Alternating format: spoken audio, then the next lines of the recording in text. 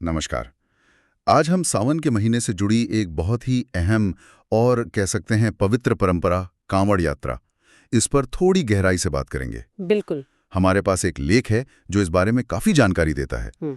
तो कोशिश करते हैं कि इस लेख के जरिए समझें कि ये यात्रा क्या है, क्यों है और कैसे होती है। जरूर। तो शुरुआत करते हैं इसकी कहानी से। ये सब शुरू कैसे हुआ?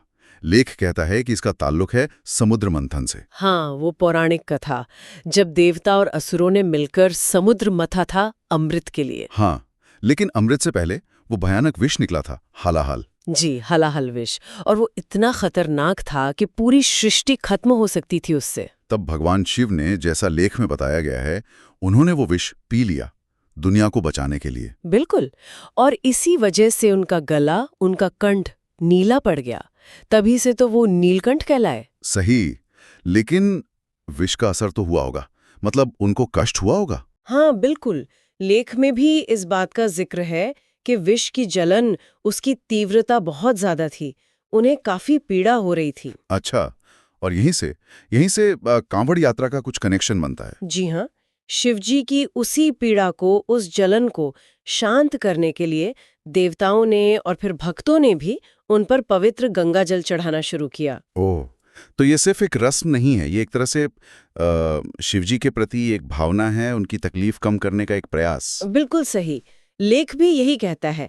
यहीं से ये परंपरा शुरू हुई कि पवित्र नदियों से, खासकर गंगा जी से, जल लाकर शिवलिंग पर चढ़ाया जाए। इसी को आज हम कांवड़ यात्रा कहते हैं। अभी जो शब्द है कांवड़, ये क्या होता है? लेख में इसका जिक्र है? हाँ, है ना। कांवड़ असल में वो एक बांस का या लकड़ी का डंडा होता है। अच्छा। जिसे कंधे पर रखते हैं और उसके दोनों सिरों पर ना रस्सी से बांधकर छोटे बर्तन या कलश लटकाए जाते हैं। इससे कुछ तराजू होता है, कुछ वैसा। हाँ, कह सकते हैं। एक तरह का बैलेंस बना रहता है। और इन्हीं बर्तनों में वो पवित्र गंगाजल भरकर ले जाते हैं भक्त। तो इसका मकसद क्या है? मतलब कहाँ से जल लेके कहाँ जाते हैं? देखिए, मुख्य उद्देश्य है कि हरिद्वार या गंगोत्री, गोमुख या फिर बिहार में सुल्तानगंज जैसी जगह जहाँ गंगा जी हैं, वहां से जल लेना है। पवित्र स्थानों से? हाँ, पवित्र स्थानों से। और फिर वहां से पैदल चलना है, सैकड़ों किलोमीटर। पैदल?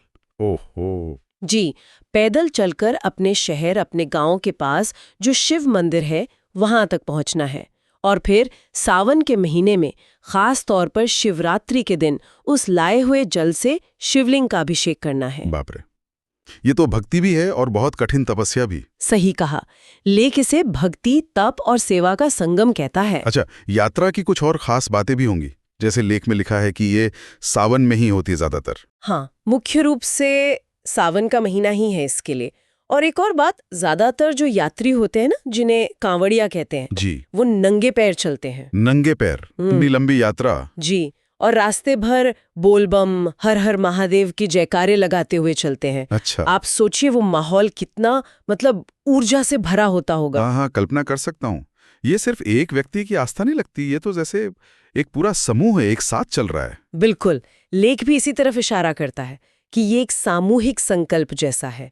जब लाखों लोग एक ही मकसद के लिए इतनी तकलीफ उठाकर साथ चलते हैं, तो उसमें एक अलग ही एकता दिखती है, एक दृढ़ निश्चय दिखता है। ये दिखाता है कि विश्वास में, आस्था में कितनी ताकत हो सकती है। लेख में एक और चीज का जिक्र है कि रास्ते में इन कावड़ियों के लिए शिविर वगैरह भी लगते हैं। हाँ, ये बहुत जरूरी पहलू है। जगह जगह पर लोग उनके लिए कैंप लगाते हैं। वहाँ उनके रुकने का, खाने पीने का, यहाँ तक कि मेडिकल मदद का भी इंतजाम होता है। तो ये सिर्फ चलने वालों की तपस्या नहीं, ये समाज की सेवा भावना भी है। बिल्कुल। ये दिखाता है कि पूरी परंपरा आपसी सहयोग और श्रद्धा पर टिकी हुई है। तो अगर हम संक्षेप में देखें, जैसा कि हमारे स्रोत लेख से पता चल रहा है, कावड़ यात्रा की जड़ें पौराणिक हैं, समुद्र मंथन से जुड़ी हैं। इसका एक खास तरीका है, वो कावड़ लेकर चलना, और ये आस्था, तपस्या, सेवा और एकता का प्रतीक है। सही कहा। और लेख हमें एक बात सोचने पर भी मजबूर करता है। क्या? कि आज के ज़माने में भी, जहाँ सब कुछ इतना तेज़ है, इतनी भागदौड़ है, वहाँ भी लाखों लोग हर साल इतनी मुश्किल यात्रा करते हैं। हाँ, ये बात तो है। पूरे समर्पण के साथ, जैसे शायद सदियों पहले करते होंगे। ये दिखाता है कि आस्था और परंपरा की जड़ें कितनी गहरी हैं हमारे समाज में। ये वाकई सोचने वाली बात है। कि आधुनिक जीवन और प्राचीन परंपराओं के बीच ये आस्था का पुल आज भी कितना मजबूत है।